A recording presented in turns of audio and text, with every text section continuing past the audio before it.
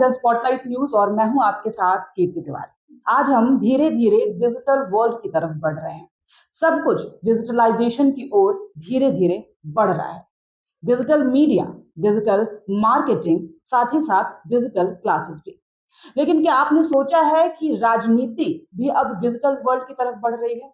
जी हाँ, ये बात बिल्कुल सच है। अब राजनीति और राजनीतिक आंदोलन दोनों ही डिजिटलाइजेशन की ओर बढ़ रहे हैं, जिसका जीता जागता उदाहरण है कॉकरोच जनता पार्टी। यह नाम 2 दिनों से सुर्खियों में है, क्योंकि इसके फॉलोअर जो हैं वो मिलियन में है। यह कोई पार्टी नहीं है, यानी कि कोई आधिकारिक तौर पर पार्टी नहीं है, कोई पंजीकृत पार्टी नहीं है। यह एक विरोध है युवाओं का, वैसे युवा जो बेरोजगार हैं। उन्हें बेरोजगार किसने कहा? सीजेआई जस्टिस सूर्यकांत ने एक कथित बयान दिया। एक फर्जी डिग्री मामले में जब सुनवाई हो रही थी तो उन्होंने भारत के बेरोजगार युवाओं को कॉकरोच कहा और उसके बाद यह विरोध के रूप में एक पार्टी का निर्माण किया गया, जिसका नाम कॉकरोच जनता पार्टी दिया गया। इसे बनाने वाले हैं अभिजीत दीपके, जो हैं वो आम आदमी पार्टी के वॉलेंटियर से जुड़े रहे हैं, यानी कहीं ना कहीं उनका एक राजनीतिक करियर जरूर रहा है। लेकिन उन्होंने जैसे ही इस पार्टी का निर्माण किया, 16 मई 2026 को कॉकरोच जनता पार्टी का निर्माण किया गया और अब तक उसके मिलियंस में फॉलोअर हैं, यानी कि करीब करोड़ों में उसके फॉलोअर हैं। धीरे धीरे बेरोजगार युवक जो हैं इस पार्टी से जुड़ते जा रहे हैं और अब लोगों का कहना है कि आने वाले भविष्य में कहीं ऐसा ना हो कि यह पार्टी जो है वो एक बड़े पैमाने के रूप में उभरे और बेरोजगारों की आवाज बन जाए। हालांकि इस पार्टी ने अपना एक मैनिफेस्टो भी जारी किया है। उस मैनिफेस्टो में यह बात तय है कि आपको बेरोजगार होना पड़ेगा, तभी आप इस पार्टी से जुड़ सकेंगे।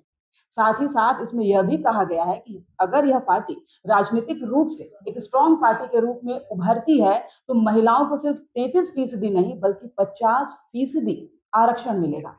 कहीं ऐसा ना हो कि आने वाले समय में यह पार्टी केवल एक राजनीतिक आंदोलन न बनकर एक बड़ा राजनीतिक पैमाना बन जाए, एक इतिहास रचे। क्योंकि जिस तरह से युवा जो है वो इससे जुड़ रहे हैं वो अपने आप में एक बड़ी बात है।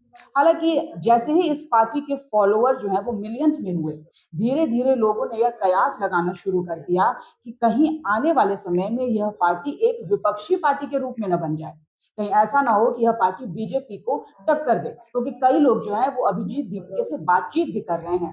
और सूत्रों के हवाले से तो ये भी खबर सामने आई है क्योंकि अभिजीत दीपके जो है वो आम आदमी पार्टी के वॉलेंटियर्स में रहे हैं, तो कहीं ऐसा ना हो कि आने वाले चुनाव में आम आदमी पार्टी जो है वो अभिजीत दीपके की इस पार्टी यानी कि कॉकरोच जनता पार्टी को फुल ऑन सपोर्ट करे। बीजेपी के भी अभी फॉलोअर्स इतने नहीं है, कांग्रेस के भी इतने फॉलोअर्स नहीं है, लेकिन सिर्फ कुछ ही समय में मिलियंस में फॉलोअर होना अपने आप में एक बड़ी बात है।